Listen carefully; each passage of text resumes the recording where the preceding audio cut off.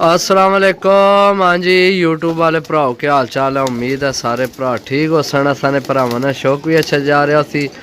मैं गुलाम मुस्तफा, तुसी देखण लगे हो पवांच पिजन चैनल जी। दोस्तों माशाल्लाह अपने भरावां वास्ते लैके तो मैं सिर्फ 12 ही आया सा।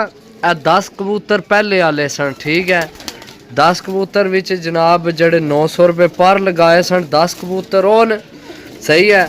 ऐ जनाब किसी भरा नहीं वजह तू जनाब सेल नहीं करन होए, गुस्सा तो बड़ा चढ़ना है जनाब। चीज़ लैनी नहीं तो जनाब डन करने ना मकसद ही को नहीं होना मेरे भरावो, सही है। गलती असी भी करने भी गाहक जड़ा लगे होवे उसकी जनाब देने चाहिए न। लेकिन कई भरा जनाब ऐसे कोई जनाब अल्लाह पाक उन्हें की हिदायत दे कि जनाब डन करके तो जनाब रख दो जी। ऐ मेरा भरा चला जनाब पैसे करान तो इंज हो गया तो फलाना तो टमकाना। वो चीज़ नहीं लैनी भाई मेरे, जबरदस्ती तो ना असी देन लगे ना, जबरदस्ती तो ना देन लगे। वे तुसी जनाब आखो भी भरा जनाब करान लिया तो मुड़ के जनाब ऐ मसला हो गया तो भरा जनाब क्रिकेट खेडन टुर गया तो भरा इंज टुर गया तो भरा उधर टुर गया तो इंज हो गया तो हुण सही है। बाकी जनाब 10 वाले कबूतर ने पहले आले ते जनाब 10 ते 12 अज लैके आया, सही है। ये हो गए ने 22 कबूतर, सही है। ते 900 रुपये पार जनाब पिछले कबूतर सन वो भी जनाब 700 रुपये पार ही देसा। ते बाकी जड़े अज आंदे ने वो भी 700 रुपये पार देसा। यानी 22 कबूतर जड़ा भरा लैसी सारे 700 ने हिसाब ते दे छोड़ना, ठीक है। के याद कर सो जनाब। हालांकि कल जनाब कितने गाहक मेरे लगे ने, सही है। जेड़े वो परसों कबूतर वो लगाए सन 10 कबूतर, सही है। तो कितने गाहक लगे ने मेरे तो मैं नहीं दिते कबूतर।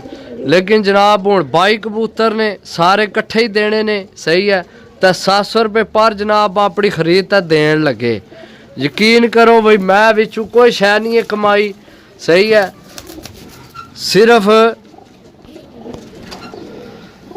700 रुपये ने हिसाब था जनाब 22 पीस ने, सही है। माशाल्लाह विच बड़ी बड़ी तगड़ी चीज़ है। ए चेक करो जनाब दो बाजा जीरियां विचों ए पट्ठी चेक करो, सही है। ए टैडी पीस चेक करो, ओ मगर तस्वीर वाली मादी चेक करो, ये वाली, सही है।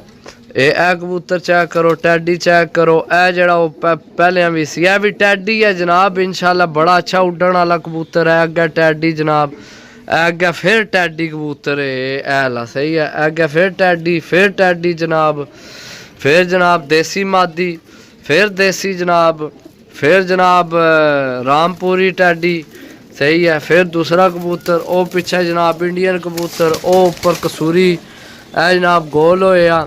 ए मादी चेक करो ऊपर, सही है।